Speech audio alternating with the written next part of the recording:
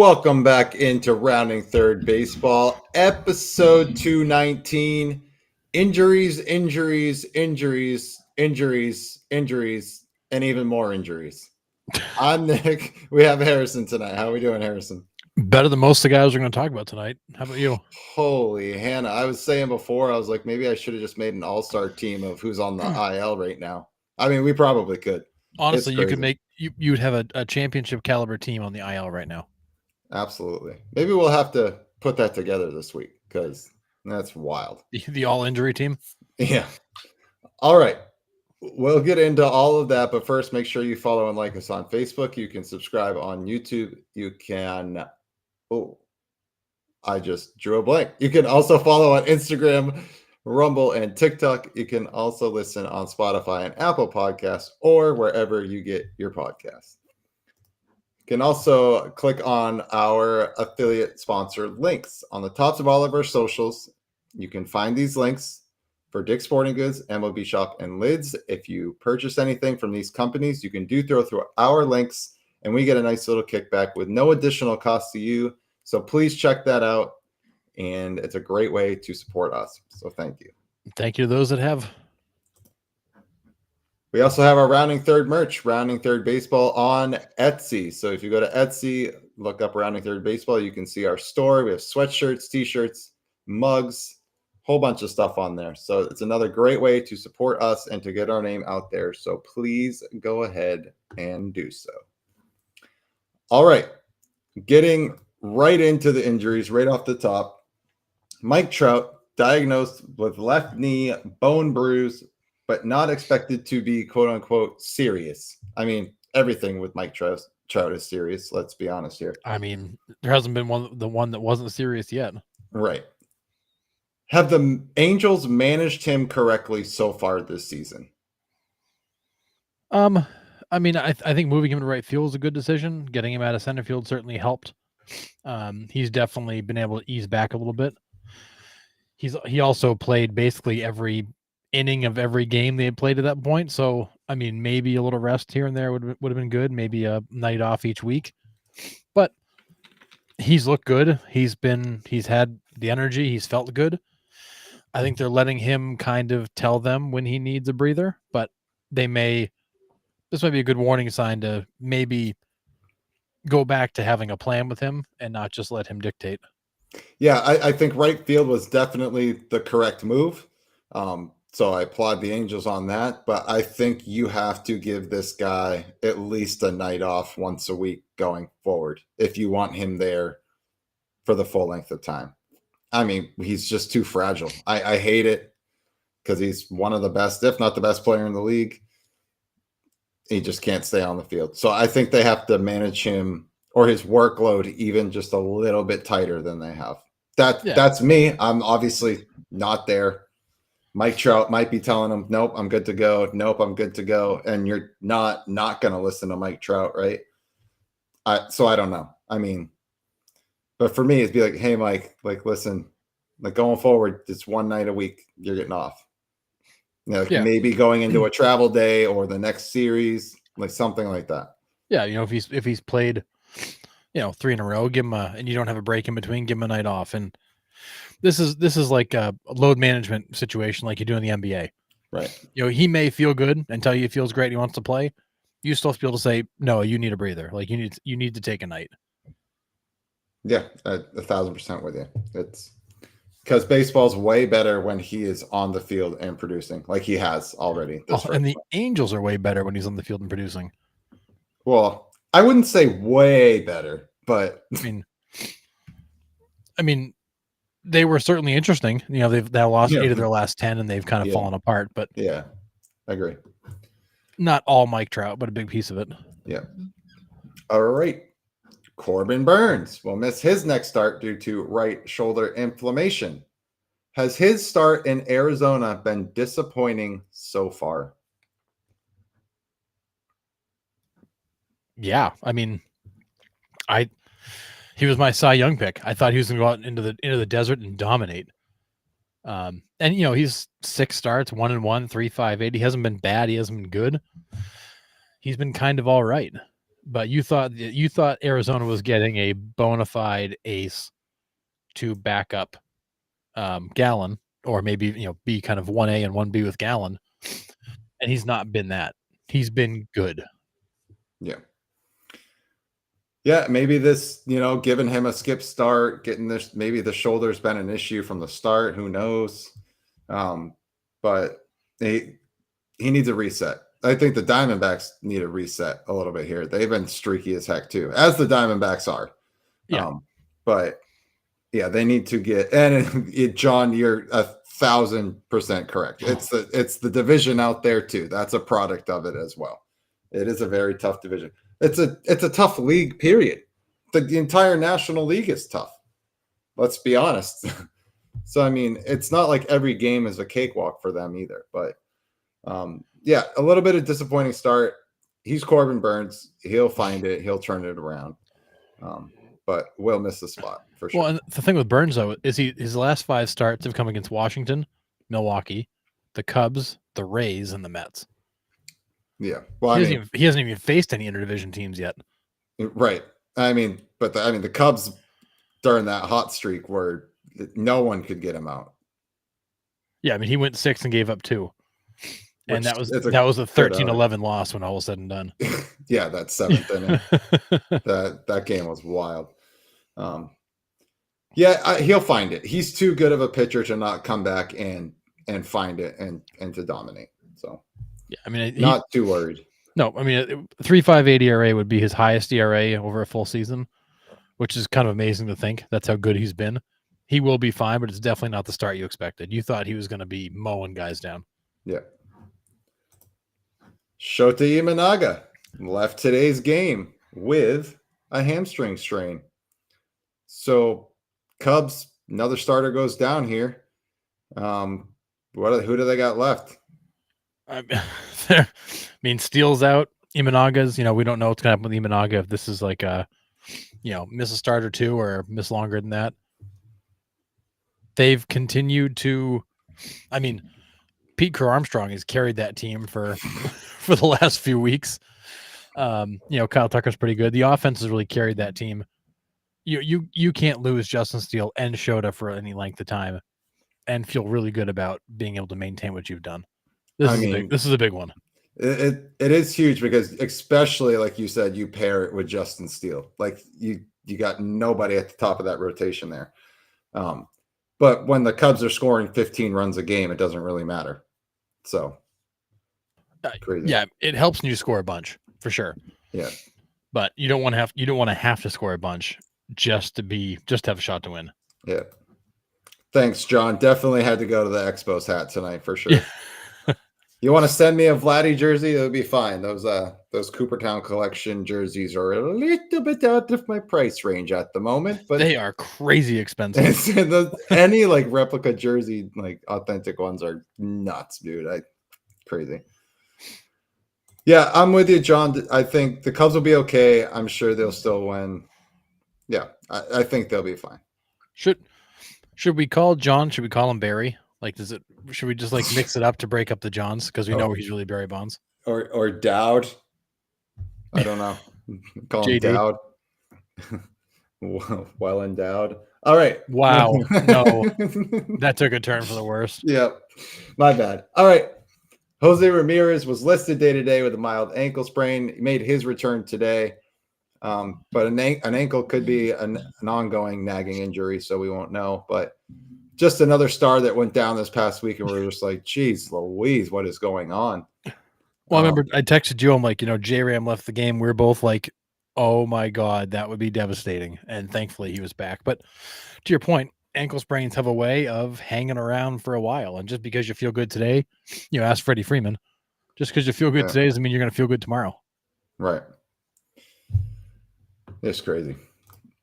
Walker Buehler hits the IL with right shoulder inflammation. Is actually released today. It's bursitis.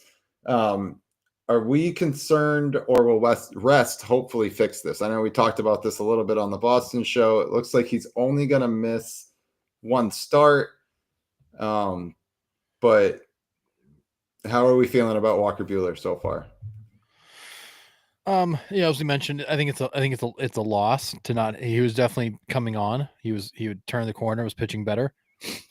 I think it's definitely a loss. I don't think it's a big loss because it's not the starting pitching that's been the problem for the Red Sox. It's been the bullpen. I will say, here we are, May 4th. Bueller's already hurt. Dealing with shoulder inflammation. It's not great for a guy who's got the track record that he's got to be dealing with something else. And even he said it's kind of embarrassing to be dealing with this right now. It's tough for him. He needs to maximize this season. The Red Sox need him to maximize this season, and hopefully this isn't a big setback. Yeah. I'll change to West Mailman. We're using a whole bunch of people just changing. So I didn't put this slide in because I put it on the Boston show. I can't believe I didn't put it in this one. But Tristan Costas has ruptured left tendon. I mean, that injury was gruesome. That looked bad. That was tough. That's a big boy that hit the ground hard. Yeah. Awkward play at first and just from the, like I said on the other show, it looked like when he was lunging for the bag, I thought it was his right leg like exploded, like ACL, something like that. But like Harrison pointed out, it looked like it was on the push to get to the bag.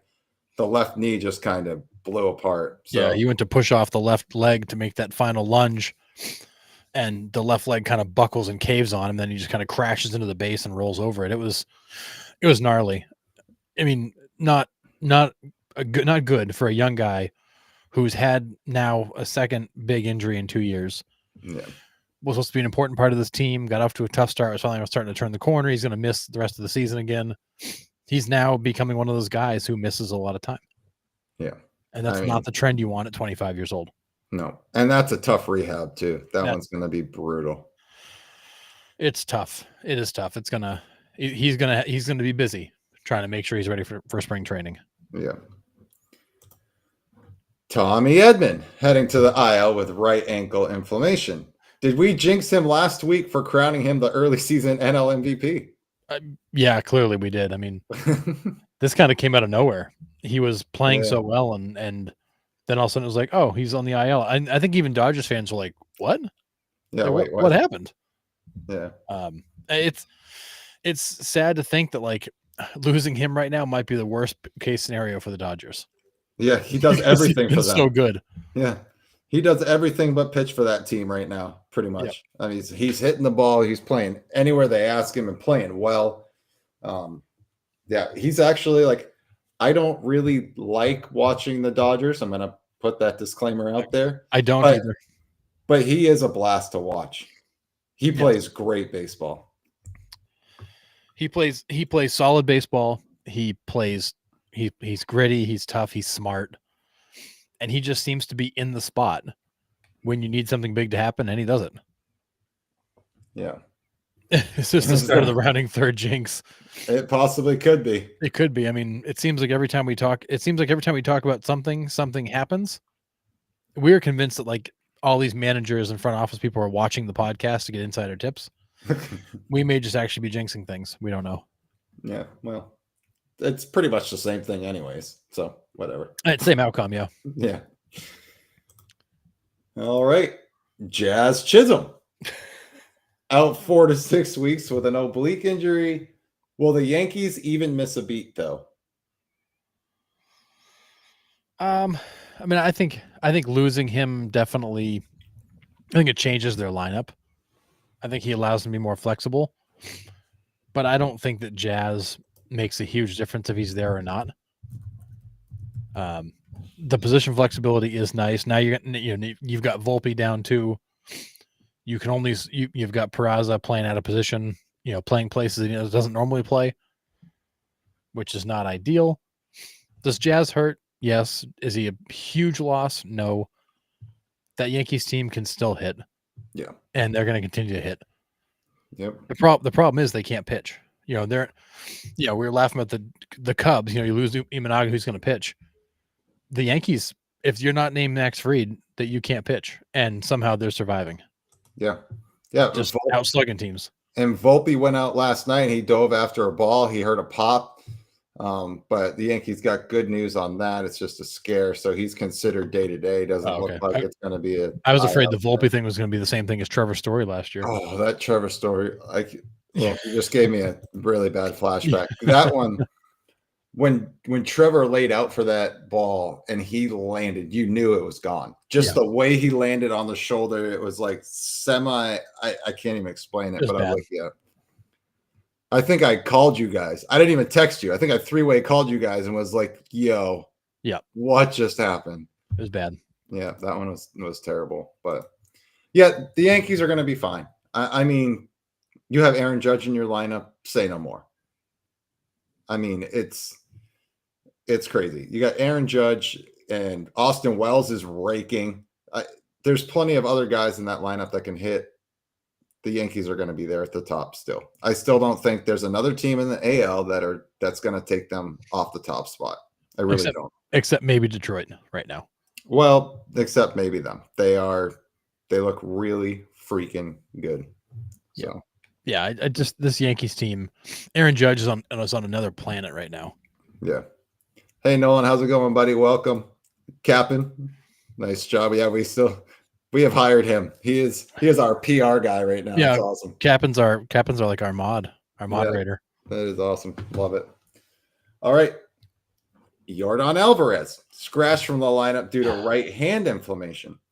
If Alvarez is out for an extended period of time, are the Astros in trouble? Now, right now, it just seems to be the Mariners and Astros kind of battling for the NL West. The Rangers are kind of there, but they haven't hit in a week and a half.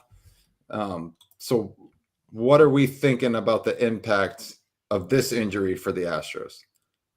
I mean, unfortunately, hold on. Sorry.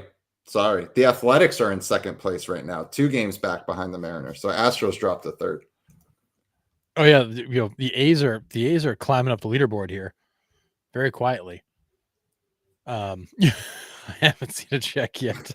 Dude, we don't even get a check. So it's just keep waiting. It's one day. Yeah. I mean, sadly, Yordan has gotten off to a slow start, which is typically his MO. He's not he's a guy who plays much better when the weather warms up. So, I mean, is it a loss? Absolutely. He's by far your best hitter. Him being out completely changes that lineup. You change the order, you change the way you set it up, and he's the guy that everybody's afraid of. You take him out, and that lineup looks pretty meager and meek. So yeah, that's a big blow. The Astros would be in trouble if he's gone for any length of time. Yeah, I agree. I mean, yes, you did get, Christian Walker, and I haven't really followed him at all this year since he's left my Diamondbacks trader. But yeah, you take Yordan. If you had Yordan in any lineup and you take him out, that team's in trouble because he just produces so much. He has such high quality at bats every single time he's at the plate. Because not only is it power, guy hits for average. He does strike out, but he's just a pure hitter. That's a lot of production to be lost if he's out for an extended period of time. Yeah, and Christian Walker's been awful. He's hitting $190. Yeah, not good. 4 home runs, 9 RBIs, 38 Ks, and 116 at bats. They've tried to give him a couple days off to try to get right, but he's been terrible. Yeah, I mean, you kind of saw that in flashes last year, and then he was the first base Geno Suarez, where he would just at Dodger Stadium, anyways, because he tears apart Dodger Stadium, and then everywhere else he strikes out a ton. But yeah. All right, finally off the injury train here a little bit. Reds option Alexis Diaz to AAA after 6 innings of work with 3 Ks and a 12 ERA. He's also given up 4 home runs, 8 earned runs, and hit 2 batters in that time. That's a lot of stats for only 6 innings of work. And none of them are good.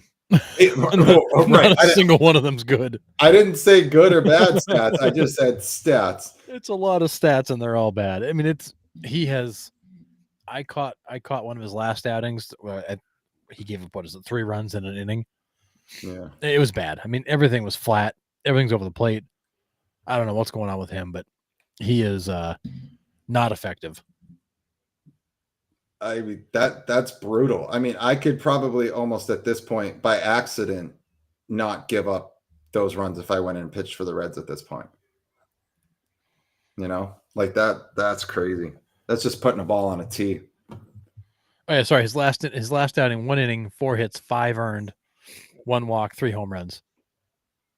The Cardinals just absolutely destroyed him. Yikes. Can Baltimore snag him off waivers? I don't think he's on waivers. I think he had an option left. Yeah, he so has an he's option. protected. So he was safely optioned down to AAA. Yeah. Yeah. So he's protected. Because this is only Diaz's 4th season. So he's within that window where there are still options. Obviously, if they do this too many more times, they'll burn them all up. But I think that's his final option to get sent down. So now in the future, they'd have to DFA him.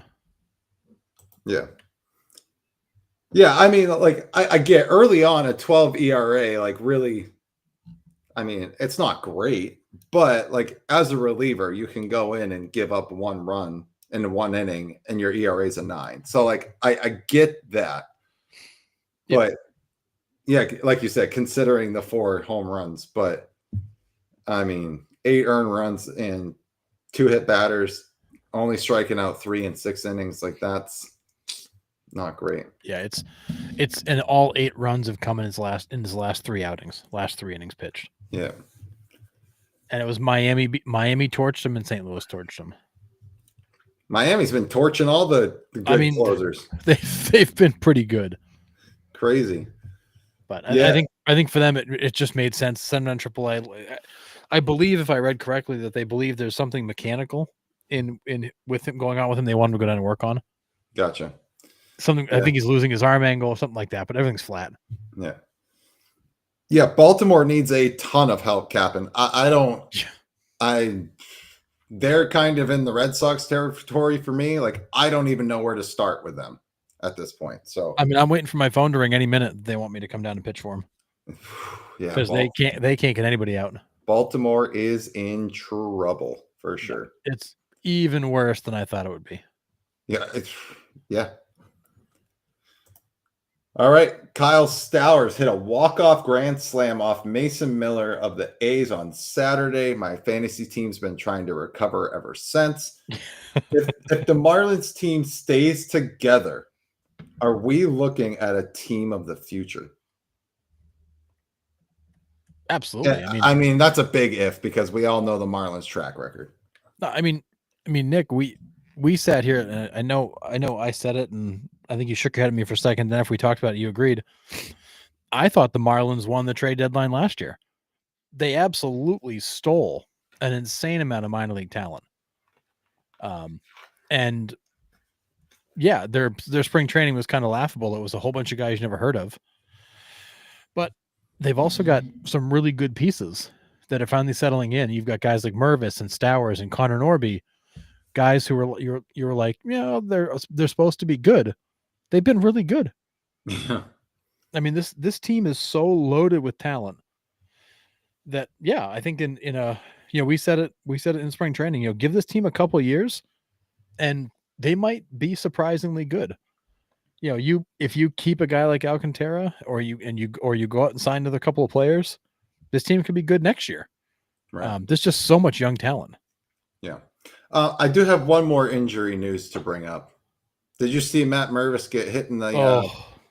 Yeah, he failed the cup check. How are you a Major League Baseball player, especially an infielder? How getting 120-mile-an-hour rockets hit at you? How are you not wearing a cup all the time? I've seen base runners get hit in the junk, like going down the first baseline. I've seen it. Yep. We're talking about right now, Captain. Yeah. How in the heck do you not wear one? I will never understand why you choose to take that risk. I don't. If you're in the outfield, okay, maybe I get it. You're less likely to take a weird bounce, but if you're in the infield, to your point, like the way that those things are hit right now at 105, 110, 115, 121, the bad hop that it can take, 120 is doing damage. Like that's not a shake it off. Like that's doing damage. And these guys throwing across the diamond, these guys have cannons. Yeah. These guys are coming across the diamond in the 90s. Yeah, and even if it skips off the dirt, it's still coming in at 85 and maybe takes 5 miles an hour off it after it skips. Yeah, Well, and think about it, like, you've had like a buddy of yours tag you before. That's like a quick little slap. This is a baseball coming in at like 85 to 95 miles an hour. yeah. That's a whole lot worse. It hurts when it comes off the cup you The cup's on. not even perfect.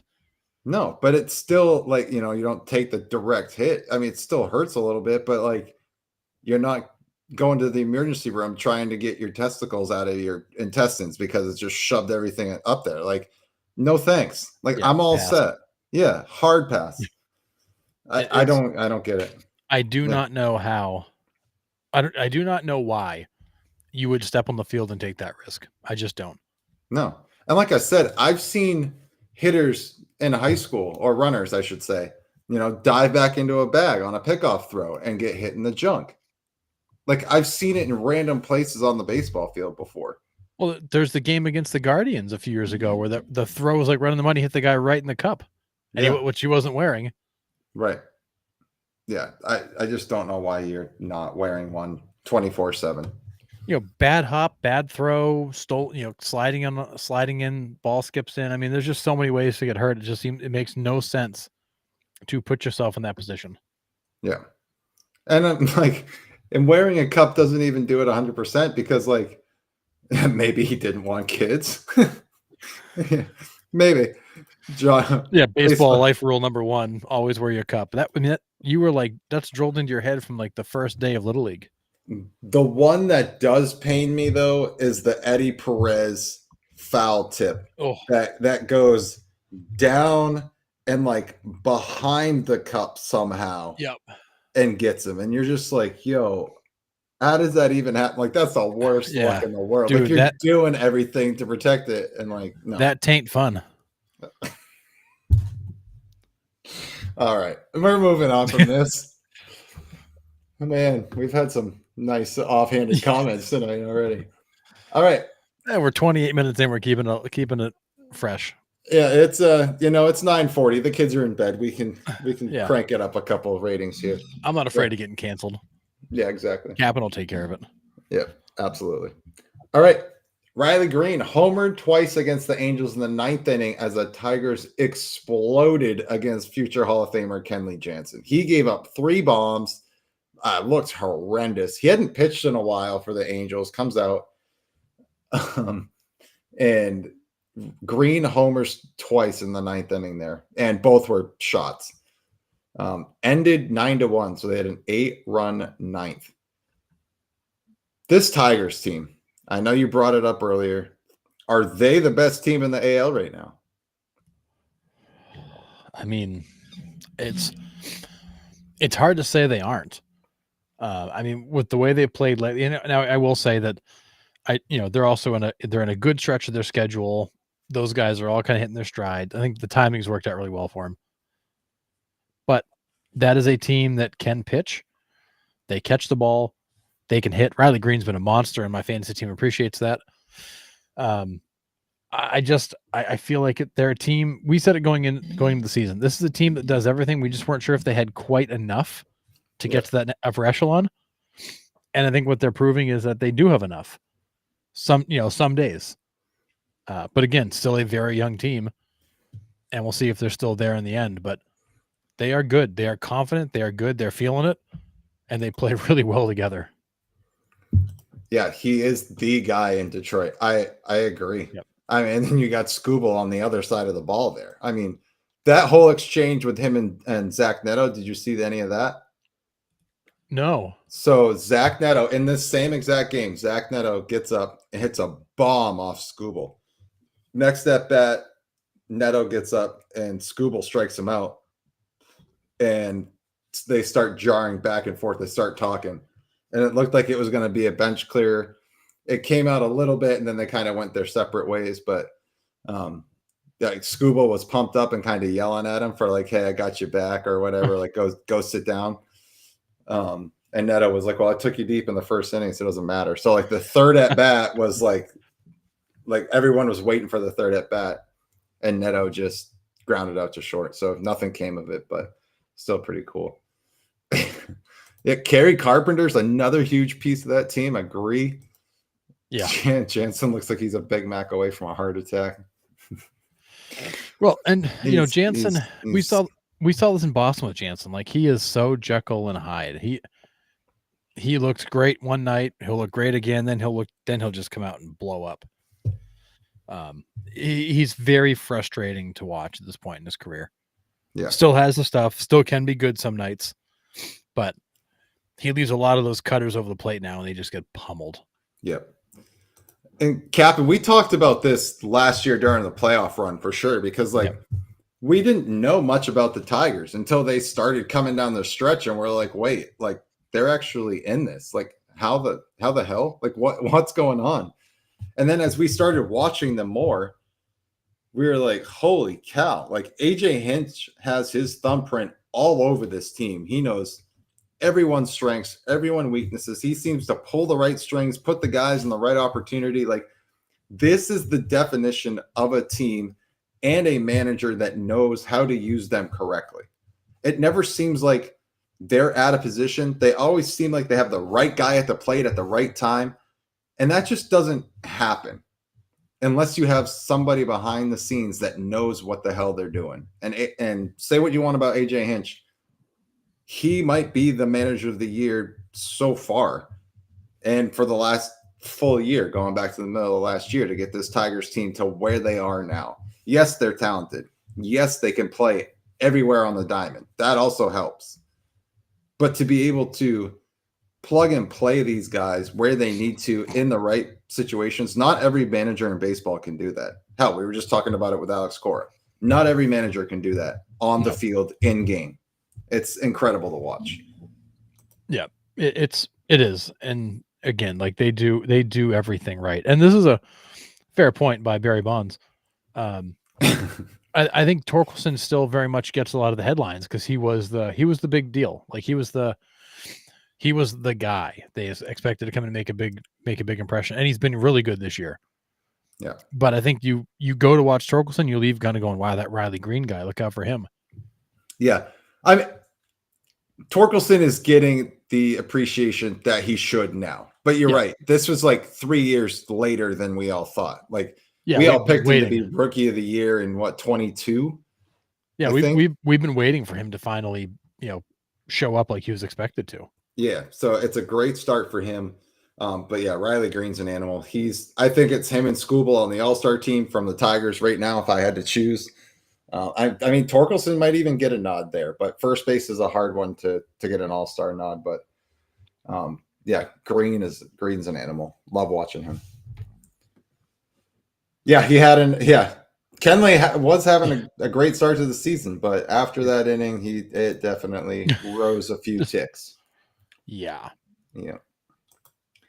All right, Cody Clemens. So the Rockets kid hit a home run in his first game at Fenway Park with Roger Clemens in attendance. So pretty cool family moment there. Kid hits a home run at Fenway Park where his dad made a name for himself. Just kind of a cool moment. Yeah, super, super cool to be able to see it. And also cool just to have Clemens in the ballpark to watch. Yeah. Overall, really neat moment. Big moment for that kid. But we're not going to talk about the Sox performance at all. So we're still bitter. Yeah. All right. Yeah. All right. News on Shohei Ohtani progressing to get back on the mound, but still at least 2 months away is the latest report. So they are not pushing this guy at all to get back on the mound. At this point, like, why even try? Honestly. And that's actually the question I would pose to you, Nick, and even into chat. It's if given where the Dodgers are at, I mean, and I get this is a bad time to ask this question because the Dodgers have pitchers falling left and right. But if you're the Dodgers, do you even want this guy to pitch? Or do you just because we've already seen it this year. Offensively, his production has dropped as he's ramping up to pitch. Do you really Yeah. want this guy to pitch, or do you want him to just go hit? Yeah, they may not have a staff by then. I mean, Yeah. you're not wrong, John. I mean, it seems like every day somebody goes down there. It's hard, right? Because when he is on the mound, he also makes a really big impact He does. because he's very, very that good. good.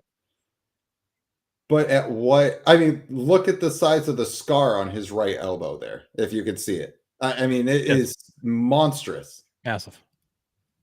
I don't know if it's worth it. You've made a $700 million investment in this guy for him to what? Go out and throw 50 innings and possibly get hurt again? Like he's had 2 elbow surgeries. Like, Yep. who's to say it's not going to happen again? Yeah, And that's then where you you're at. lose his offensive production for what, 3 or 4 months if you're Bryce Harper or him that came back and DH'd while they were recovering. Yep. I don't know.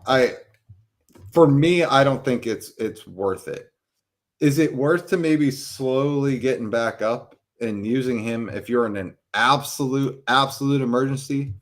Sure. I would use him as a closer or a high leverage situation. Hey, Shohei, we need you to get 3 outs. That's it.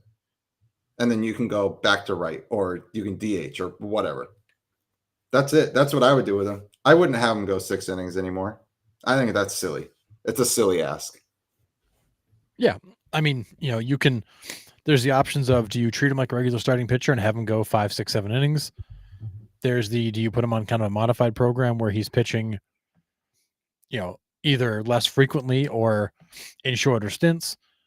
Do you put him in the bullpen and use him as a stopper later in games? That way you only chew him up, for an inning or 2 here and there.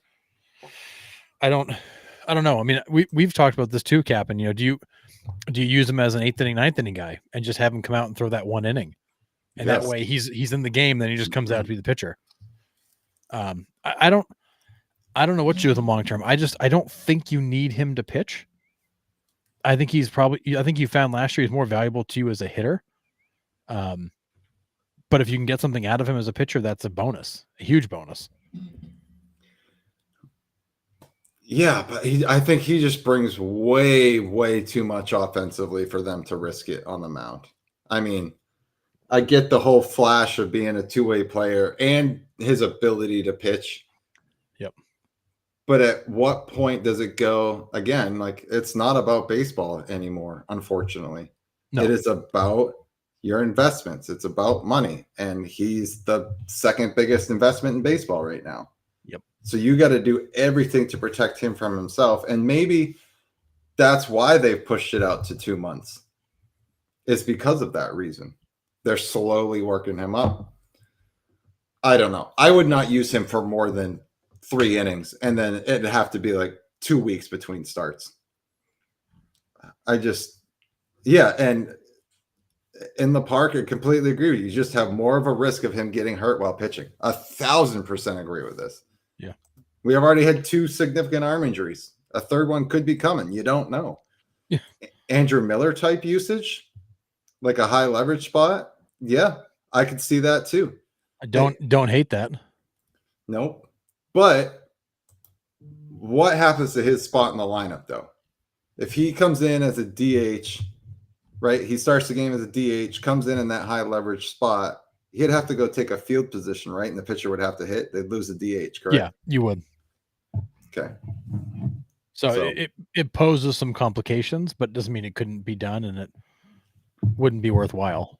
Well, unless you do it in a 7th, 8th, 9th inning scenario where then you can just pinch hit that pitcher spot. Yes. And they have enough depth on the bench where they could do that. And that's why the idea of him being a closer doesn't seem crazy, because then he's in the game, and then now the pitcher becomes the DH. You sacrifice the DH and make him the pitcher. Yeah. And then usually after that, knock on wood, the game is over, and that doesn't matter. Well, right, I was just going to say, unless he blows it, right, but doesn't lose the game, they bring it into extra innings. Now you're funneling everybody through you're double switching all over the place. You're back to National League Baseball. But I don't know. We will see what happens. Yeah, Not too sure. it could get complicated, but I think it might be one of the easier ways to use them. Yeah, agree. All right, Harrison, you ready for a trivia break? Oh boy. Yep. Okay, we had AL last week. We have NL individual records by team trivia. Here we go. Who holds the franchise record for most career walks for the Boston/Milwaukee/Atlanta Braves? Is this Hank It is not Hank Aaron. Matthews? It is not Eddie Matthews. Chipper? It is Chipper Jones. 1,512 walks. Yes, sir. A lot of walks. It's a ton. All right. Who holds the franchise record for most career games played for the Florida/Miami Marlins? Games played. Is it Conine? It is not Conine. That was I a wanted good to be guess. Conine so badly.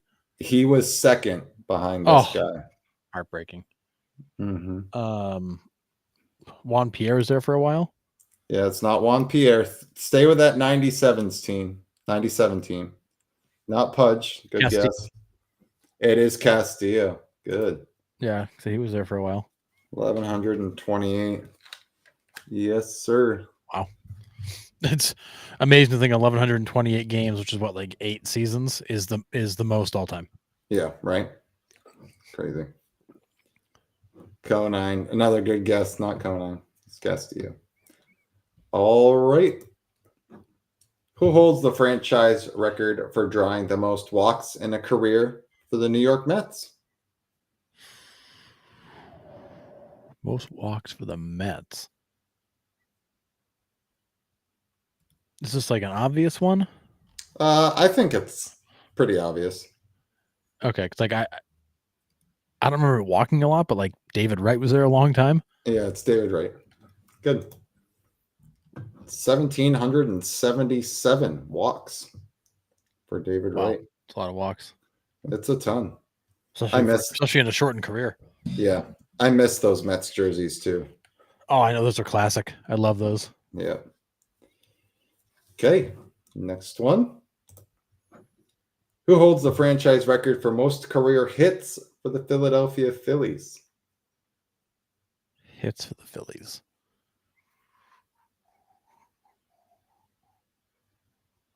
Let's say it's not Schmidt. No, not Schmidt. Is it Chase Utley? Nope, really close. Is it J-Roll? It is J-Roll, yes. 2,306. Wow. For the Phillies. Good. Next one. Who holds the franchise record for most career triples for the Montreal Expos/Washington Nationals? He is a Hall of Famer.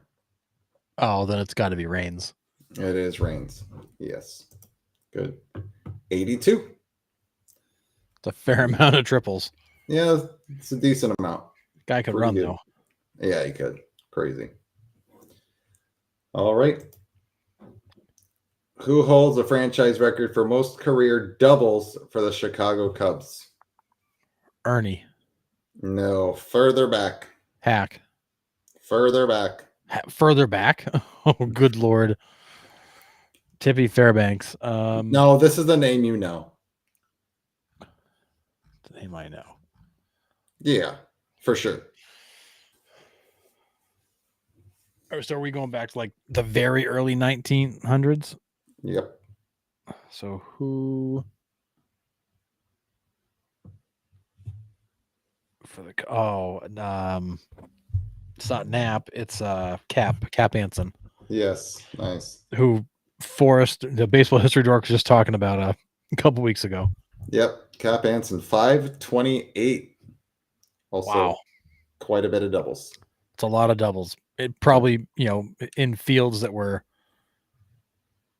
oddly shaped with weird Yeah. dimensions and Molehills weird everywhere. nooks and crannies, and yeah. Yeah. Yeah, I always get a kick out of like the old pictures of like Ty Cobb standing in the infield. And it's like, no wonder the guy hit 400 because you know how many bad hops were on those fields? And the guy could run like the wind, but like you get a bad hop, like that's a base hit. It's not an error. Oh no, It's crazy. I mean, we used to joke about like how bad the fields we'd play on were. Those guys are playing on fields that were probably worse than what we played on in our communities. Oh yeah, for sure. These were the Sandlot. Like that's what they were. Yeah, absolutely. All right, here we go. Oh, John got Cap Anson. Is that really his real first name? Copernicus? It could be. I don't know. You could have just made that up. Were errors a thing yet? I think they were. I think errors have always been tracked. Because I was actually reading something about it, about a guy in like 1800. Cap Anson's real name is Adrian Constantine Anson. Oh, so I mean, he wasn't far off. No.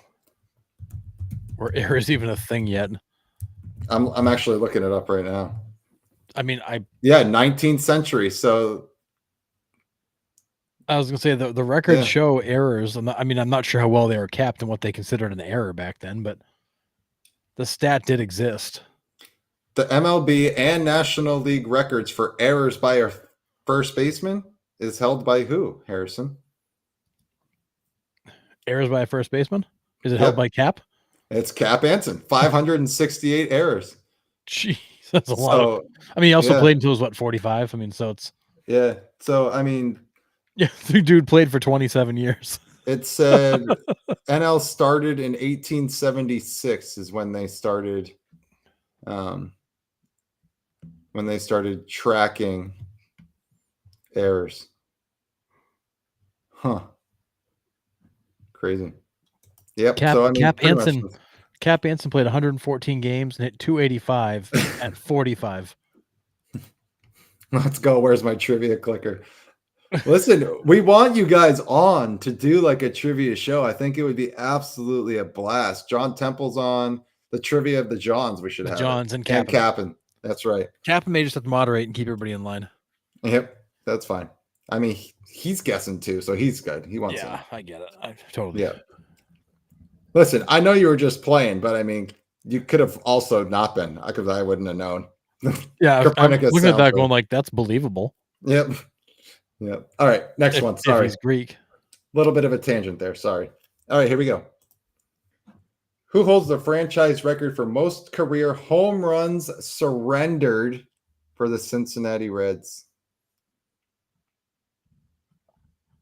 Most career home runs surrendered by the Reds.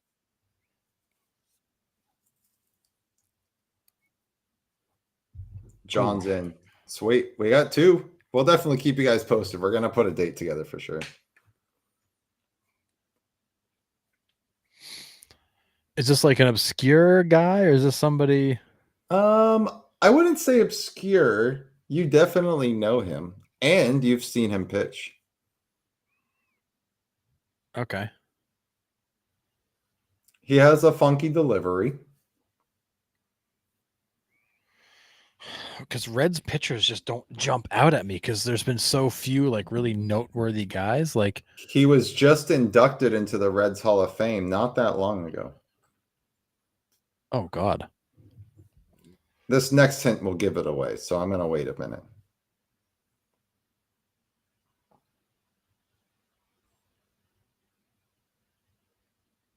I'm drawing a total blank on any like noteworthy Reds pitchers. Johnny Cueto is a great guess. It's not Cueto. Number 61. 61. Mm-hmm. Oh, is this Bronson? It is Bronson Arroyo. Yes, 275. His number always bothered me. It's like, who picks that number? Yeah, good. Yeah, Bronson Arroyo. Honestly, 275 for a career. That's not that bad. For his historic as the Cincinnati Reds are, I thought it would have been way higher. Yeah, like my head went to guys like Cueto and Aaron Harang, but like they weren't home. They didn't give a lot of home runs. Yeah. Like, there's nobody that jumped out to me as a guy that gave up a lot of bombs. No. But yeah, Bronson the 275 is man. really not that bad. No. Yeah. I mean, that happens in one game now. So I mean, the way if you're facing the Yankees, yeah, they'll yeah. put up 4 in the first inning. All right. Next one. Who holds the franchise record for most career doubles for the Pittsburgh Pirates? Some to go to the usual suspects, Clemente, Stargell, Thompson, Bonds. 1926 to 1945. But it's a name you definitely should know. He's a Hall of Famer, MVP, 4-time All-Star, 3-time batting champ. And he is a right fielder. Oh, But it's not my boy. not your boys. Another right fielder.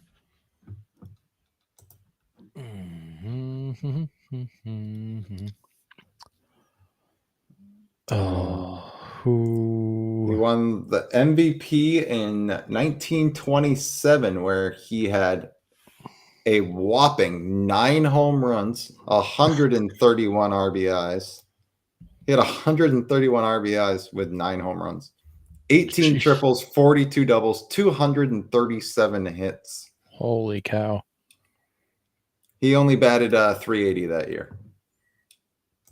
Only. Yeah, so it's not even. No. Boy, I'm trying to think who is the. We've talked about him. He was a trivia answer before, and I'm blanking on his name. It starts with a W. Last name starts with a W. Yes, it does. Not Wagner. Oh, Wayner. It is. Yeah. What? Yeah. Paul Wayner.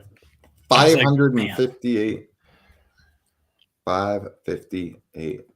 Yep. All Like right. I'm like I know the name. I know that I know a little bit about the name, but I can't spit it out. Yep. All right. Who holds the franchise record for lowest career ERA for the Milwaukee Brewers? Corbin Burns. No, but you are on the right track.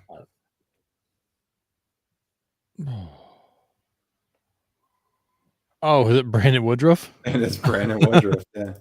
So this could not be an answer, later this year. True. But as of right now, Brandon Woodruff with a 3.10 has the lowest individual ERA for the Milwaukee Brewers, which is crazy. Obviously, it probably has to be like a minimum amount of innings pitched and stuff like that. So, which I didn't put in, but all right. Next one. Who holds the franchise record for most career home runs for the St. Louis Cardinals? Is this Albert? It is not Albert. Because I just don't think of him hitting that many in Anaheim, but I mean, I know it. He did hit some. So if it's not Albert, then it's got to be. Then it's either Mac or it's Musial. It's Musial. Yeah. 475. So yeah, I John O'Hara, great guesses. Pujols and McGuire. Yeah, Harrison was with you for sure. Yeah, I put this in here because Pujols. So like he's like at 450 something. Oh, and then he hit like the other 3, whatever the math works out to be, 2 something in Anaheim to make the 700. Yep. But yeah, so the most with just the Cardinals, Stan Musial. Wow. Yep. Stan the man. All right, next one. Who holds the franchise record for most doubles in a single season for the New York/San Francisco Giants? Willie? Not Willie. Because he could run. Is this like Crawford or? Not Crawford.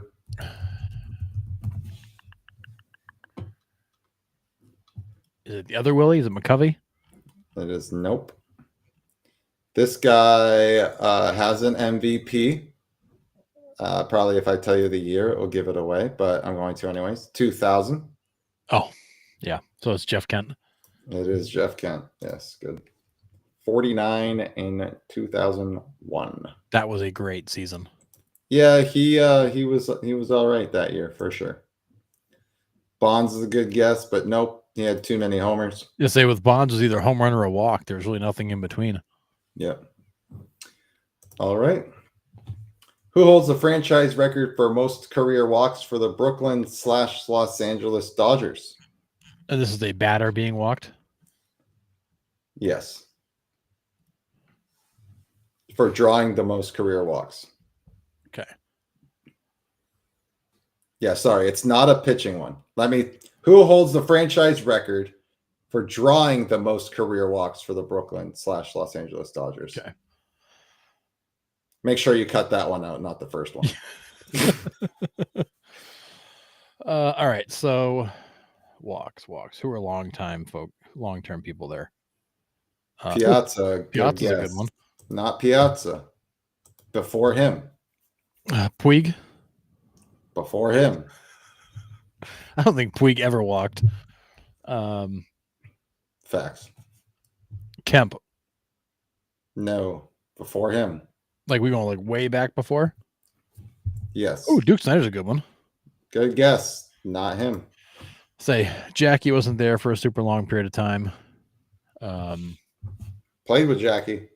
Oh, is it Pee Wee? It is Pee Wee Reese. Yes. 1,210 Wow. career walks for the Dodgers. For a guy who, they weren't exactly pitching around. That's No. pretty good to be able to work a count like that. Yep. All right. Who holds the franchise record for most career stolen bases for the Arizona Diamondbacks? Puig loved to swing it dirt off speed. He swung at so many bad pitches. He was the Javi Baez before the Baez. Yeah. Anything and everything. Thanks, John. Yeah, appreciate it. Now you got a leg up in all our trivia questions when you see him in a couple weeks. I know. Is this welcome. Is this Womack? This is Tony Womack. Okay. Good. Nice. Yeah. 182 career steals. Amazing that's the record. But I mean, I know the history is not that long. Yeah. All right. These next two, I'm going to be surprised if you pull these names. They are recent, so I'll give you that. Okay. Better not be Marte. Worst trade ever. Oh, nice, Captain. Nice job, Captain. You got it. Womack. Yeah. Good. Yeah. Oh my God, Harrison, we did it again. There we go. Right, you click. I'm staying out of the way. All right. Good. All right, here we go. Next one.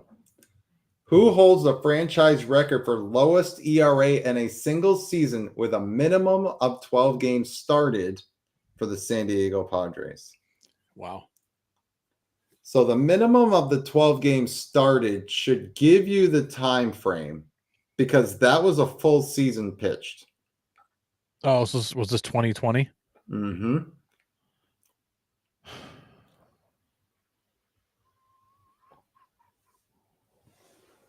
This wasn't Musgrove, was it? Not Musgrove. Remember, it's not like a biggish name. That I said it would be these would be tougher pulls. This is a guy that came up, right-handed starter, thought he was going to be the next stud for the Padres, and just never quite got there. Andy Benes. Nope, not him. Yeah, there's a right-handed like Dominican kid that came up, I want to say in 2020. Mm-hmm. It was like a D. Is it last name start with a D? His first name does. D, okay. Then is it an L? Yep. Yeah, it's like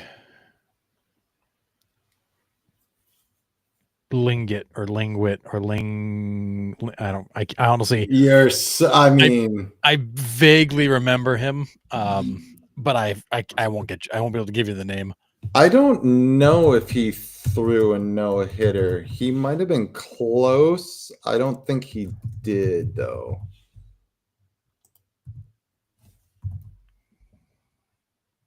He flirted with it and ended up losing it. Oh, too bad.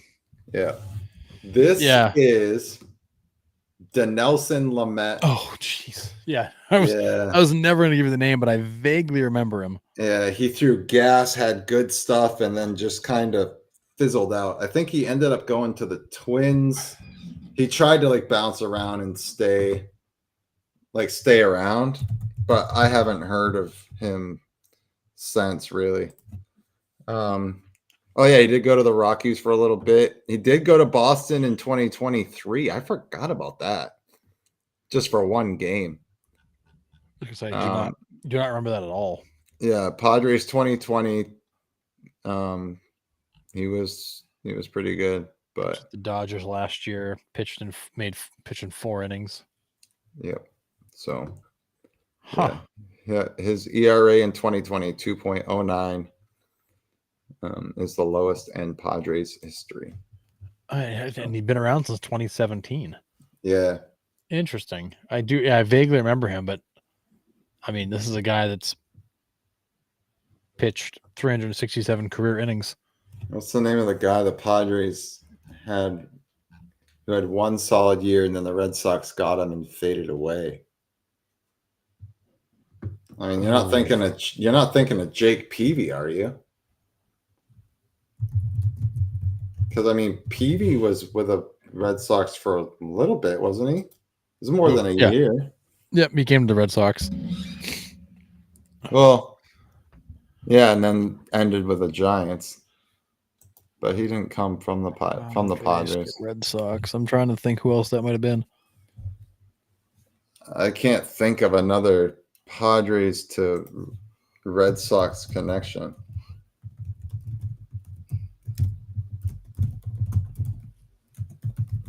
I mean, yeah, I got nobody. If we traded him for Don Orsillo, we're still losing that trade.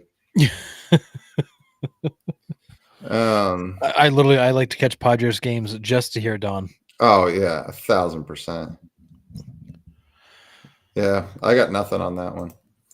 All right, and the last, no, but around that time, I will look. Inigo Montoya.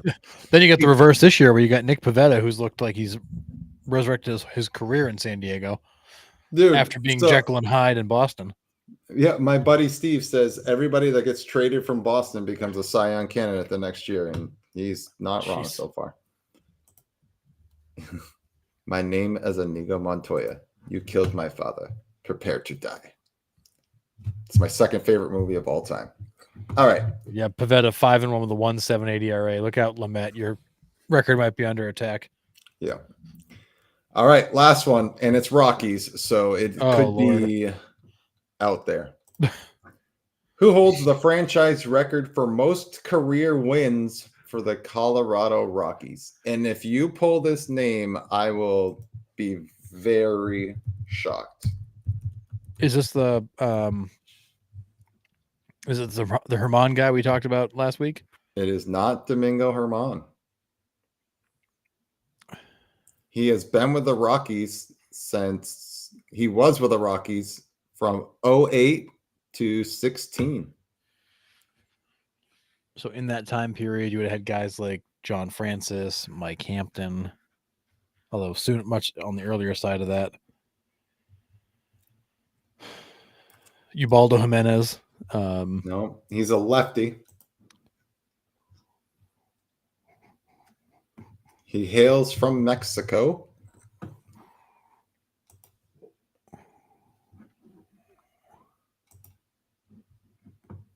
You had a De La Rosa down in Colorado. It's Jorge De La Rosa. You got it. Jorge De La Rosa with 86 career. I thought he pitched out of the bullpen. Well, that's probably how he got his wins. Probably got his wins, yeah. But I do remember De La Rosa, but yeah. Yep. Jorge De La Rosa. Pretty as always, Jamie Moyer makes an appearance in the answer. Yeah. Yeah. Mike Hampton's one of the guys that always comes to mind for me in Colorado, but the timeline doesn't match up. Well, no, he started for them. So he had 23 starts in 08, 32 in 09, 20 and 10, then 10-3. He had 30 and 13, 32 and 14, 26 and 15, 24 and 16. So he started a lot of games for them during that time. But I would say so. Wow. Yeah. So Jorge De La Rosa. But he didn't start in Colorado, right? He came from somewhere. No, Milwaukee. Oh, okay. Yeah. Yeah. So nice. That's what I got for trivia this week. Good stuff. So that finishes out some league trivia. I might have to switch it up until another trip around the league. Yeah, right. Which I do every so often. So, but there's so many records that you could.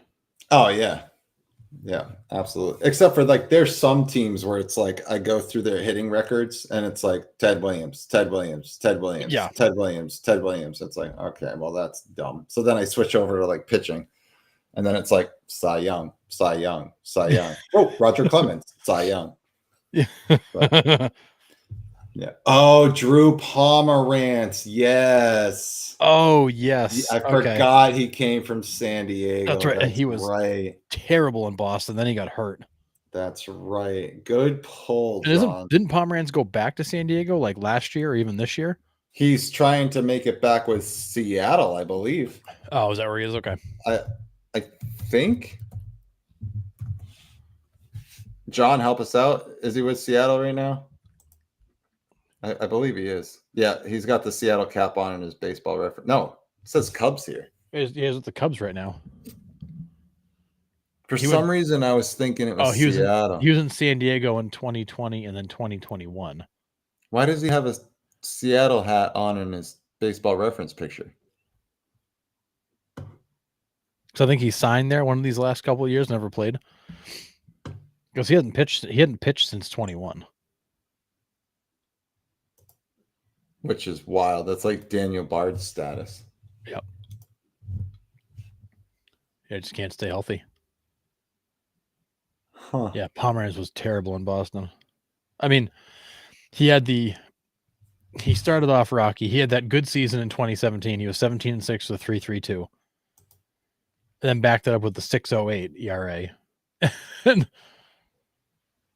he had a good season sandwiched in between two not very good seasons. So the Cubs acquired him from the Mariners. Okay. I just had it. Where'd it go? He's 36. Dang. Yeah. April 21st. So he did start the season with the Mariners. Oh, okay. So they just picked him up recently. Yeah. The veteran lefty joined Seattle Mariners organization, pitched a 4.66 ERA in 9 games in AAA. So he never got up to the big club. That makes sense. Yeah, and he was a first round pick back in 2010. The guy was expected to be really good. Yeah. Just never materialized. Yeah. Definitely Drew Pomerantz. Great pull. That's a really good pull. Yeah, I'm surprised he's still around too. I mean, there is a lot of guys that that surprise us, like coming back. Daniel Bard was the biggest one for us. Like as Red Sox fans, he was so good when he burst onto the scene. We're like, this dude is nasty. He's got 100, he rears back, throws 100, and his slider was like 86 wipeout stuff, like just gross. And then got the yips, couldn't find legit got the yips. It was bad.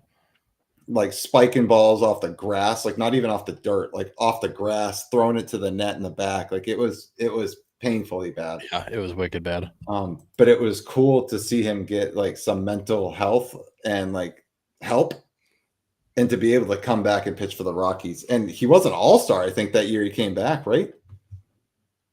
I think he was like yes. Yeah, he was the awesome. Rockies when he came back. Awesome. He was the big story of the All-Star break, the fact that he was back. Oh, it doesn't say all-star.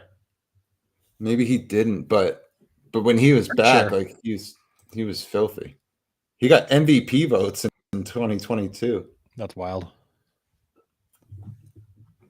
Yeah. For some reason, I thought he made the All-Star team or something like that on his first year. I could have sworn he did. I could have sworn he's at All-Star weekend. Yeah. Well, he could have been not on the ballot and replaced somebody. Oh, good point. You know what I mean? He might have filled in. Yeah. Which I don't know if technically that counts as. I thought not elected. It's probably. I don't know. I thought it did because you appeared. That's what I thought too.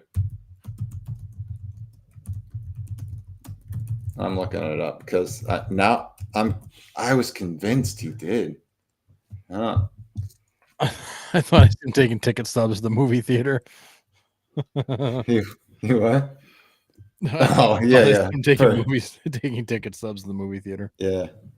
Yeah, Bard had the worst case, and Chuck Knobloch's Chuck the Knobloch. swerve. Whoa, that He's one's I mean, it ended his career. He couldn't make it through anymore. which is that's That's what right. he got. Comeback player. Comeback player of the Okay. year. That makes sense. I don't know why All-Star game was stuck in my head there. It was But stuck in yes. mine too. I could have sworn he was at that All-Star game. I mean, he had like 30 some odd saves that season, didn't he? Yeah, something like that. Well, probably only like 20 something because that's all the Rockies won. But I mean, fair. yeah, it was somewhere around there. 34 saves in 22. Yeah. This is a good question to get the chat going. Love this.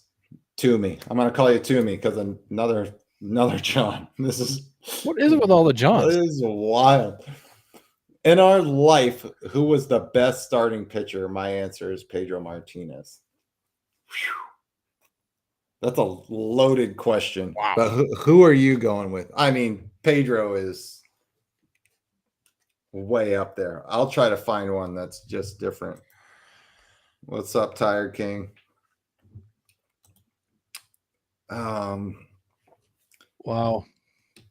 I mean, it's hard to go against Pedro. I mean, I guess, you know, I would throw Randy Johnson at you. I mean, when you look at stretches of dominance, it's hard to beat his run of Cy Youngs there, and his, was it 411 or whatever it was, strikeouts that season, whatever the gross number was. I mean, yeah, those 3 Cy Youngs in a row for Randy Johnson. I mean, I don't know if there's a more dominant stretch than that ever. Like Pedro had the 99 and 2000 seasons where he was just the filthy lights out. But I mean, what was it for Johnson? Oh, no, he was 372 that year. He had 4 straight Cy Youngs. Sorry, 99, 2000, 2001, 2002. His highest strikeout total, 372 in 2001. He had over 300 Ks in all 4 of those seasons. Yep. I mean, 12 complete games, 8 complete games, 3 in 2001, 8 complete games in 2002, all led the league. His worst ERA in that stretch was 2.64. That's disgusting. Yeah. And oh yeah, by the way, he was 35, 36, 37, and 38 when he did that. And then he won the Cy Young in 95 with Seattle when he went 18-2 with a 2.48, struck out almost 300 guys. Crazy. Like he got better as he went. He's got 1, 2, 3, 4, 5, 6. He's got 6 300 strikeout seasons. Yep. And he won 5 Cy Youngs. He was the runner-up 3 times and finished 3rd once. This is a guy that easily could have won 8 Cy Youngs. He's got 14 seasons of over 200 innings pitched. You'll never see that again. Yeah, you won't even see one guy throw 200 innings anymore. No, 3-time 20-game winner. He won 19 games 3 times also. I mean, it's. I mean, I love Pedro, but Randy was a different level. Yeah, I mean, it is. I'm gonna take either guy. No joke. I know it's. Yeah, I mean, you tell me I can have Randy or Pedro, I'll just say yes. Yeah, I mean, Nolan Ryan, obviously. So like, Nolan Ryan's actually like a lot more debatable in the baseball world than I ever thought. Like, yeah, since we've started this podcast, like before that, I was like, well, Nolan Ryan's one of the best pitchers of all time. I'm not saying he's not, because he is, right? I mean, seven no-hitters is pretty ridiculous. But if you like really break down his career, does he have some dominant stuff in there? Like, yes. But he's also got a lot of the bad stuff in there too. Yes. You know, the walk totals, the home runs given up, I mean, what is he? He owns like 61 records, but like 20 of them are like the good records. Yeah. It's something like that. A lot of them are ones you don't want to hold. Yeah. So, I mean, as far as like longevity of a guy that pitches, like Nolan Ryan, no question, is ridiculous what he did. 66 to 93. I mean, that's wild. Yep. There's nobody that would ever do that. Yeah, still go with Pedro. You saw Nolan though. That's cool though to at least see him. That's awesome. Yeah, that would have been awesome. So I was gonna bring this one up, John. Like, who would you, if you had to put Maddox aside because he's in a league of his own? Who is the best control non-power pitcher in our lifetime? Jamie Moyer. I mean, it's probably Glavine, right? I have two guys. I have Johan Santana. You wouldn't consider him a power guy? No. I wouldn't put him up with like Nolan Ryan or Pedro. He didn't throw high 90s. No, he was a low to mid 90s guy. Yeah, so was like Maddox. He was low 90s. Maddox was like 89. 89, 92. Yeah, somewhere in there. Yeah, Santana's was 92 to 94. Yeah, I consider that non-power pitcher. Okay, all right, then that changes who I would put in scope then, because I was looking for guys that are like, the guys that barely touch 90. Okay, Zach Greinke's a good one, although he threw hard in his earlier years, but didn't. I mean, yeah, Greinke had like two different careers within his career. Yeah, but the back half ones was just as dominant, and he threw a lot softer. He actually got better as he went, as he had to become more of a pitcher and less of a thrower. John, of course we can throw knuckleballers in there. You know why? It's our show and we can do whatever you want with it. And if you want knuckleballers in there, knuckleballers are in there. Because Tim Wakefield, 1,000%. I mean, us as Red Sox fans love Wake. And when that thing was on, no one was touching it. It was ridiculous. But you know who else comes to mind? My second one, Mark Burley. Yeah, Mark Burley could wear out the black. Yeah. He just wore out the black of the plate. Yeah, non-power. He was also 1-0 as a mound boxer, knocking out Nolan Ryan 5 punches. And then, yep, crazy. One guy for me, control-wise, that comes to mind is Brett Saberhagen. Yeah. What did he max out as pitching? I don't think he was. I mean, a lot of those mid-90s guys. He was low 90s. Yeah. That's a great one. Saberhagen I used to like.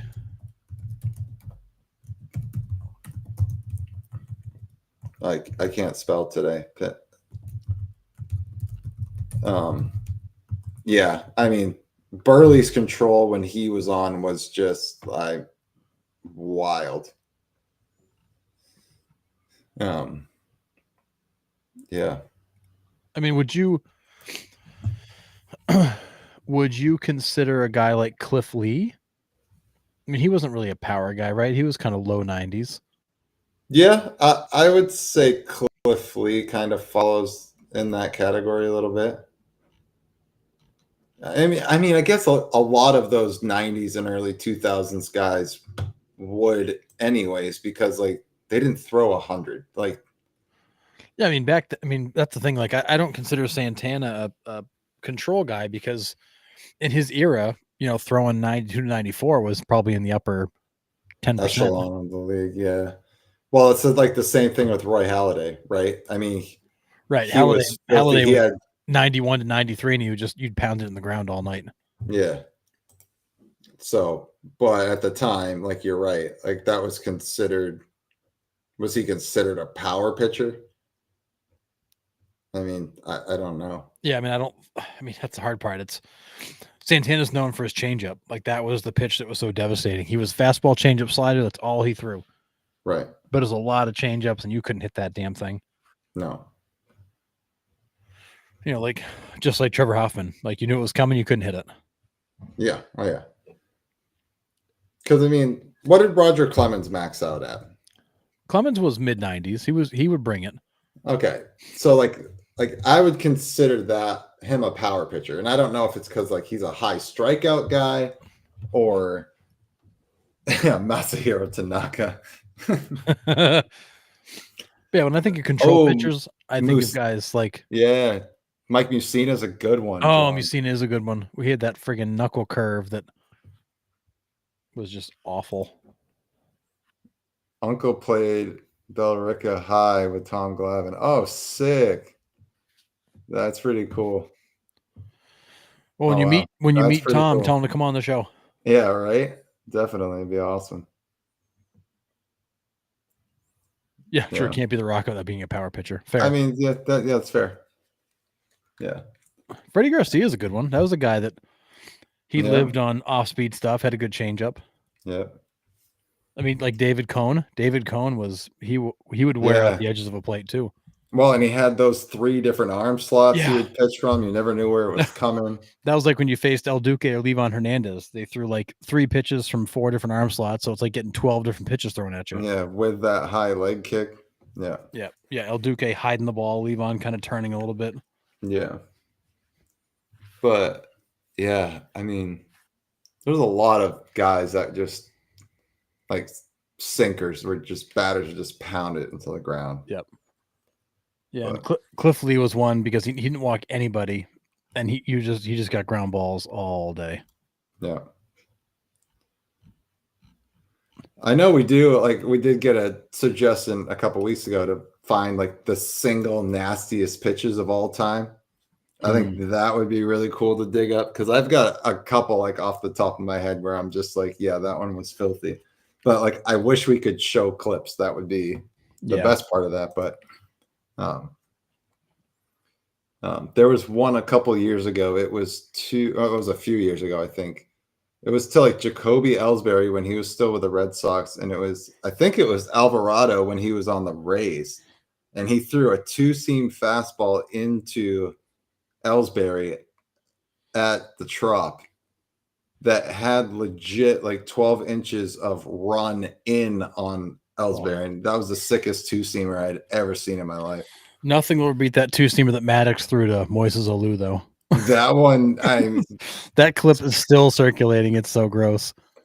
Did you see that that change-up cutter thing that Gallen threw a couple years ago? Yes. That the catcher whiffed on, the batter didn't even know, the umpire didn't even know what was going on. Like everyone whiffed on it. It just went by everybody. Yeah. They're like, what was that? Well, like I think back to the days of like, Barry Zito would be a good one. Mulder was a good one. Guys that are control guys, but Zito had that curveball that broke like 39 feet. He just like threw it up in the air and then it would drop down on the strike zone. Yeah. Yeah, I think a guy that fits that mold right now is Kyle Hendricks. Kyle Hendricks has never thrown a ball over 93 miles an hour, I don't think. Like he's kind of a throwback pitcher. Yeah, just lives on the corners for sure. Yeah. John, we watch quite a bit of baseball, so if you just want to kind of keep up with it, you're more than welcome to jump on. We also talk old stuff too, so we kind of bounce around everywhere, especially at the end of the show. We kind of go through our whole thing, and then we just kind of have it free form like this. We love this. Best managers. Who's best managers or favorite managers? Because I think those are 2 separate lists. But who would you say is the best manager, Harrison, and your favorite manager? We'll do both. Best manager that I've ever seen, or just in general? I mean, because to me, the best manager that like I've seen in my life is Tito. But I think it depends. Maybe Tito's probably more of my favorite manager. I think all right. Let me do it this way. Best manager, Mike Scioscia. My favorite manager is Terry Francona. Who'd you say the best one was? Mike Scioscia. I love the way he called and managed the game, and got so much out of those Angels teams. So to me, best manager when it came to like the tactical stuff, calling a game, Mike Scioscia. Favorite manager, Tito. Yeah. Lou Piniella. Yeah. I mean, baseball's a big investment. We completely understand that. But what makes baseball so special is it is a sport that you can just follow in the box scores. Like you can invest as much time into it as you want, or not invest as much time and still be able to follow it. Like that's what I love about baseball too. But for me, best manager, I don't know. Aaron Boone. I like kind of along those same lines. It's kind of hard to not say AJ Hinch at this point with what he's doing. Yeah. Here's some options. Best of all time, Bobby Cox. I mean, it's mostly kind of like a bias pick because I watched a ton of them. I thought it was Tony La Russa till his last stint. Yeah, I mean, that's fair. Yeah, Lou Piniella is way up there. I think Bobby Cox is the best manager so long as he has Mazzoni with him. Oh, 1,000%. And then my favorite manager of all time, though, John likes my pick of Sosha. Guy beat Bonds with the Island of Misfit Toys 02 Angels. I mean, Mike Sosha got so much out of those Angels teams, and he game planned really well. Yeah, it's hard to get Tommy Lasorda out of your head too, for sure. Tommy's classic. He's to me, he's like in a whole category by himself. Like he is your kind of all-time classic manager. It's who you think of when you think of managers. Goodness, my favorite manager though. I don't know. That's tough for me. Bobby Valentine. I mean, he did invent the rap. He did invent the rap. He came out with the Groucho Marx glasses after he got ejected. And I mean, he did great in Boston. Fantastic. I don't know. That's a hard one for me. My favorite manager. I guess I don't really have one. Grady Little.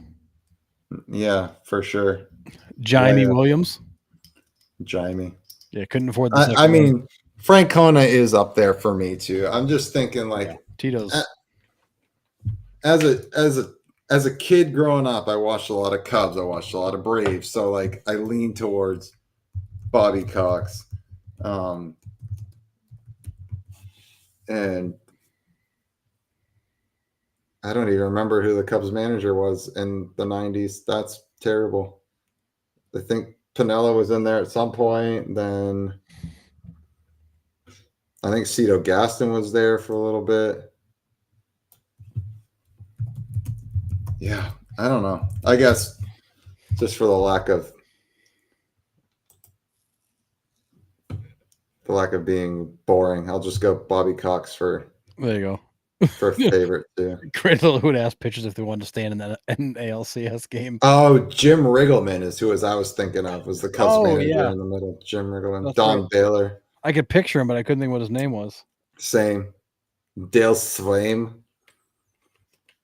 Dale Swaim, who's the third base coach of the Red Sox for a while before he took that job. Yeah. Art Howe. Art Howe's a good one. For finally playing Hatterberg at first. He didn't want to. He definitely fought that decision, but he did it. Yeah. I do love the fact that Art Howe fought the whole Moneyball concept, and then when it worked, he was like, "This is great. Let's do it." Yeah, right. Yeah. Favorite minor league manager, Sal Fasano. Who's the guy that threw all the bats and stuff on the field? He was a manager down in like Texas somewhere. I can't think of his name. You aren't wrong, Captain. Other than Mark Grace and Sammy Sosa, there wasn't really much of the. There was not a lot to watch there. No. Agree. Yeah. Man, those are good ones. Those make you think, kind of turn back the clock a little bit. Yeah. But yeah. Favorite manager is tough for me, for sure. Yeah, it's hard because there's a lot of them that I like. I mean, I automatically go to Tito. Like I think about what he did in 2004. I think about what he did in Cleveland. I think about what he's probably going to do in Cincinnati. Oh, Wally Backman. That's who it was. Yes. Yes. Thank you, John. Yep. That dude was nuts. 90s Red Sox were also forgettable. Yes. 2025 Red Sox also forgettable. I mean, the Red Sox since 2018 have been forgettable. Ugh.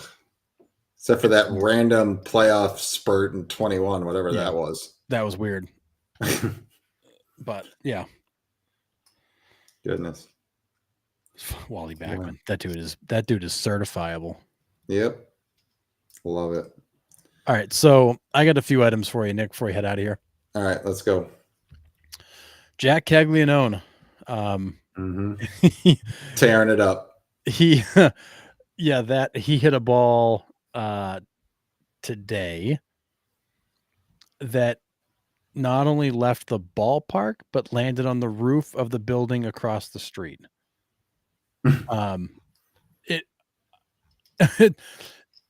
yeah, out of the ballpark onto the roof of the building across the street, and literally the entire ballpark was just like silent watching this thing go. Just nothing but wow. Yeah. And this kid continues to just crush baseballs. Just crushes them. It must have sounded like a cannon went off. It was a gunshot. I mean, it was so loud. And now there's a lot of stirring in the organization because Pasquantino's gotten off to a slow start. He's hitting 181. A lot of people are saying, hey, why not just bring this kid up and see what he's got? Because, I mean, he was 2 for 2 off Kershaw the other day in a rehab start. He is just crushing baseballs in the minors.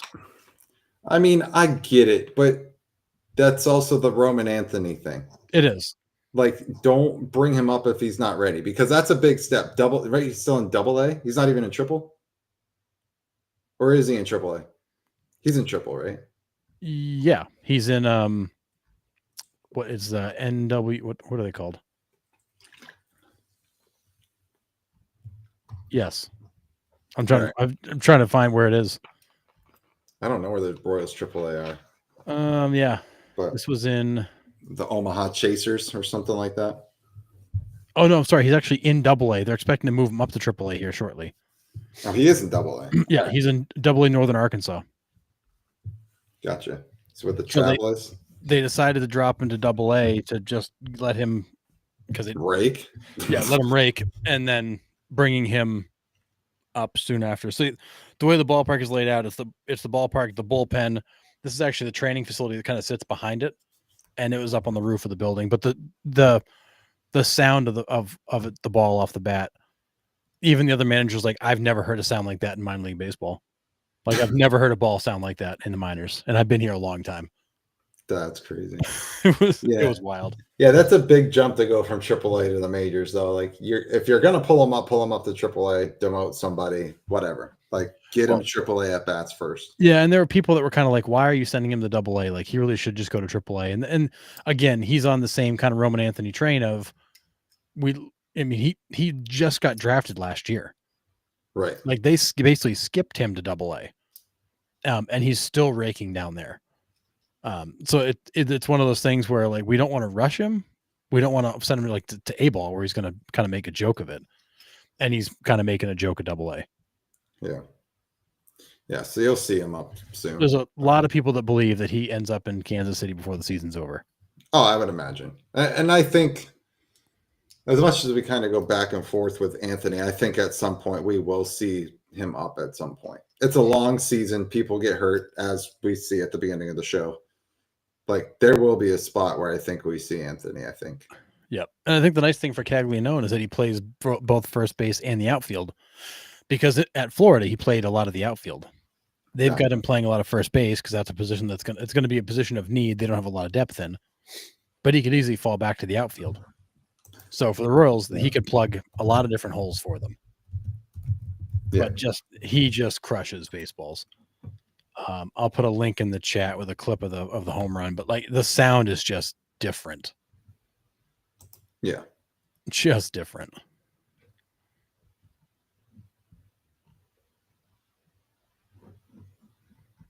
Yeah, I mean, all those guys are just different when they hit. Like it's crazy. Yep. So another item for you, Nick. Did you see that Wednesday, April? So this past Wednesday, we had a perfect game by Nick Lentz, the home plate umpire between the Kansas City Royals and Tampa Bay Rays. I did see that. Yes. Yep. So third perfect game called by an umpire in the majors since the scorecards began tracking balls and strikes in 2015. So 3 perfect games since 2015, and we just had one. Nice. And the other one was like during the playoffs, wasn't it?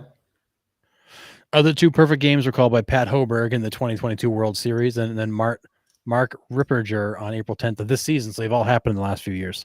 Yeah, but the Pat Hoberg ones don't count because now he Yeah, gambled at because he's baseball and he's not gone. out. I mean, such a good umpire too, and he's gone, Yep. which is Terrible. sad. But yeah, so we had another perfect game. But Yeah. I was watching. I can't remember which game I was watching the other night. I was flipping between a lot of games, but it was awful. Oh, and did you see Max Scherzer messing Yes. with CB Buckner?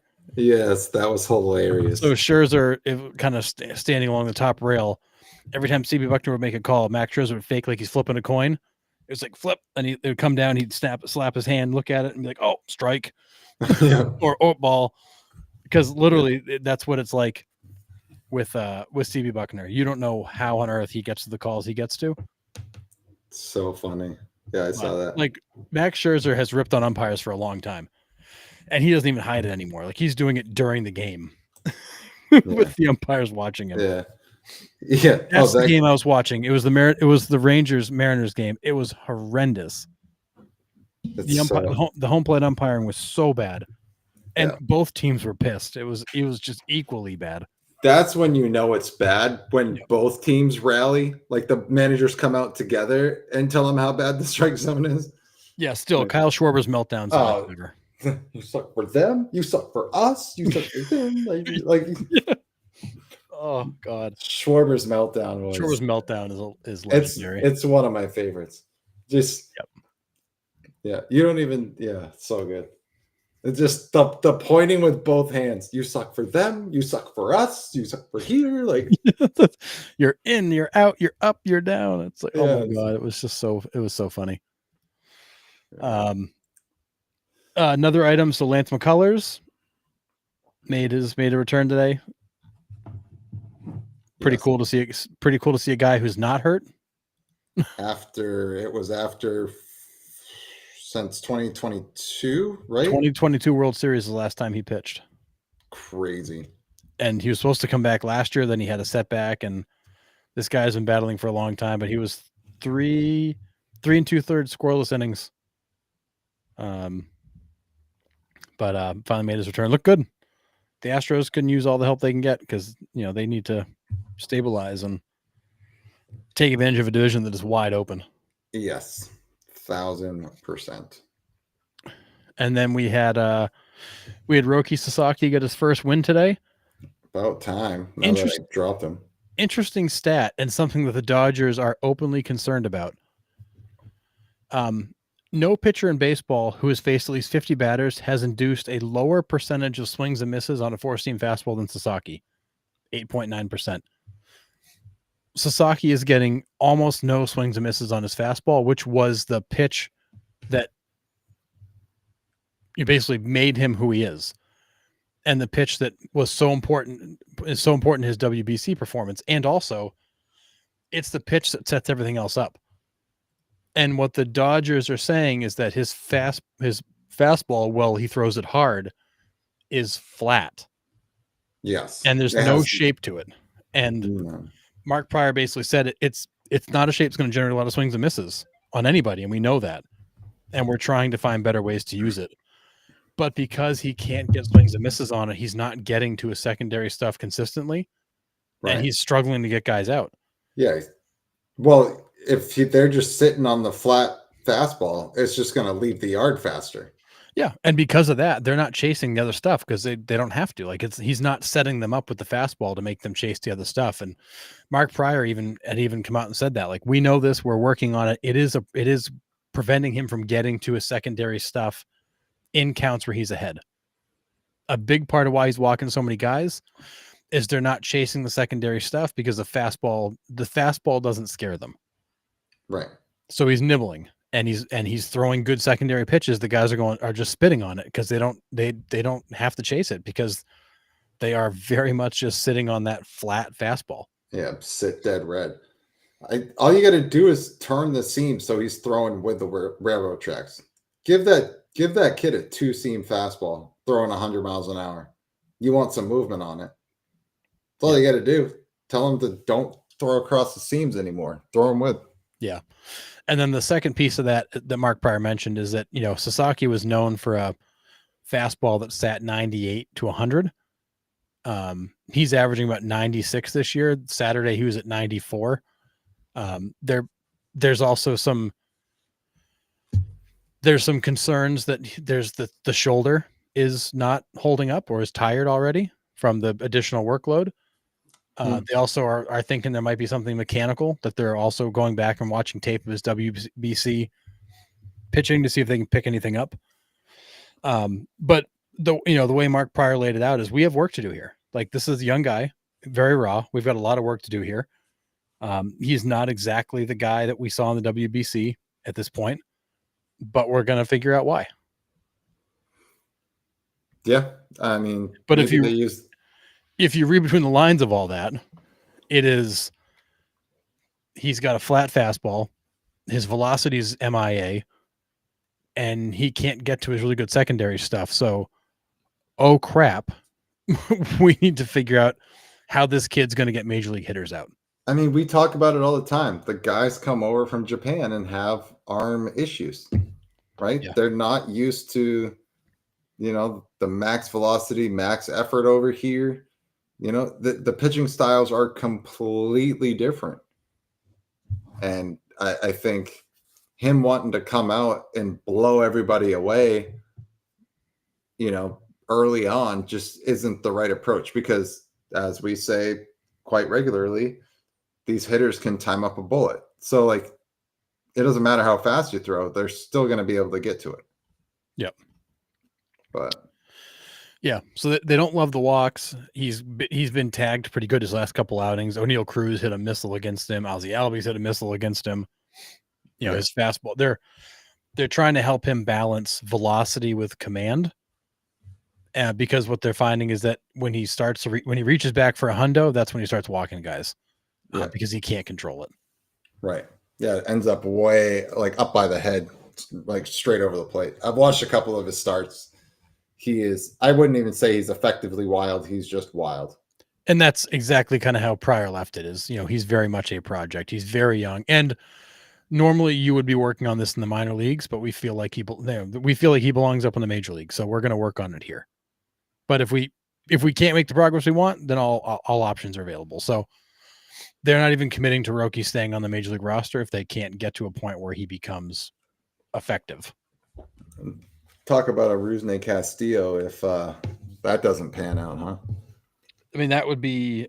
I mean, honestly, I feel like right now they're being as patient as they are with him because he's healthy. That right now is what they need. Because, I mean, you look at his stat line. I mean, hits. He's batters are only, as low a swing and miss rate as he's gotten his fastball. Batters only hitting like 250 against his fastball. Granted, across all of baseball, that's probably the average that you see anyways. So, right, it's not like he's getting crushed, but he's not super effective. I mean, this is a guy he's now 1-1 with a 3.86 ERA. He's pitched 30 innings, given up 24 hits, 13 earned, 4 bombs. He's walked 20 guys, K'd 24. That's the thing. It's the walks. Yeah, it's the walks and the hits. He's given up a fair number of hits and a lot of walks. His whip is 1.45. Yeah, which is about, you want to be 1.2 or lower as a starting pitcher, and so that's a concerningly high whip. Yeah. So again, he's only 23. He is very much a project. They are working on it, but they're acknowledging the fact that there's stuff that they're concerned about that they've got to try to figure out.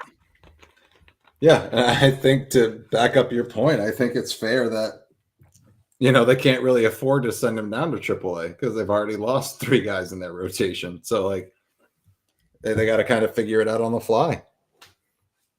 Yeah, I think that's the world they live in right now. We need bodies.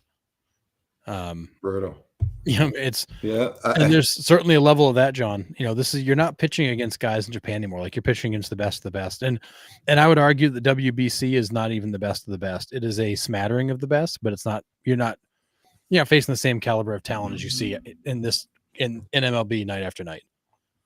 No, I mean, there was a lot of guys on that USA team that weren't there. I mean, a lot of guys on other countries' teams that weren't there too that would have made them better. Exactly.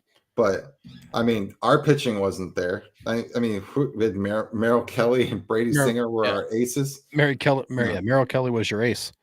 Yeah, He's the number 3 guy on his team. yeah. I mean, you got all that. I mean, Harper wasn't on the lineup. I mean, there's Judge wasn't even there. So there's other bats we could have used too that could have done more. Yeah, and that was the last point that Mark Pryor made, is that there's a lot of expectations that came with him that probably weren't fair, because he really hasn't been tested at this level of baseball yet. Yeah, I mean, I get that for sure. So, but I mean, either way, he got his first major league win. That's good for him. Good for him. That's very cool. But he is very much a work in progress. Yep, very much so.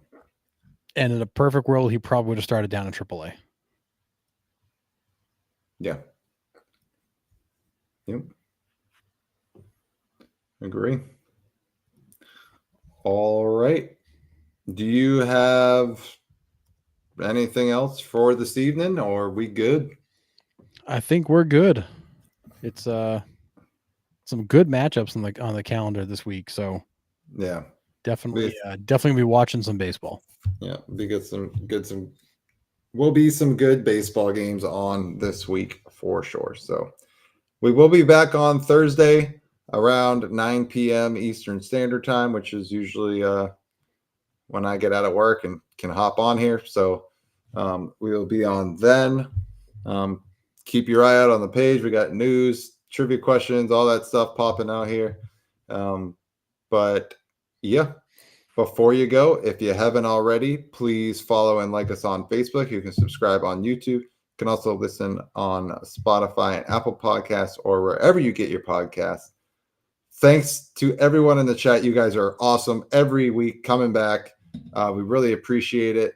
To everybody that was new that came on, appreciate it. And we'll see y'all on Thursday. Harrison and I will try to find a date to get you guys on if you were definitely interested. Yeah. So that'd we'll be start really working cool. on that. Yeah. So, all right. Till then, we'll see.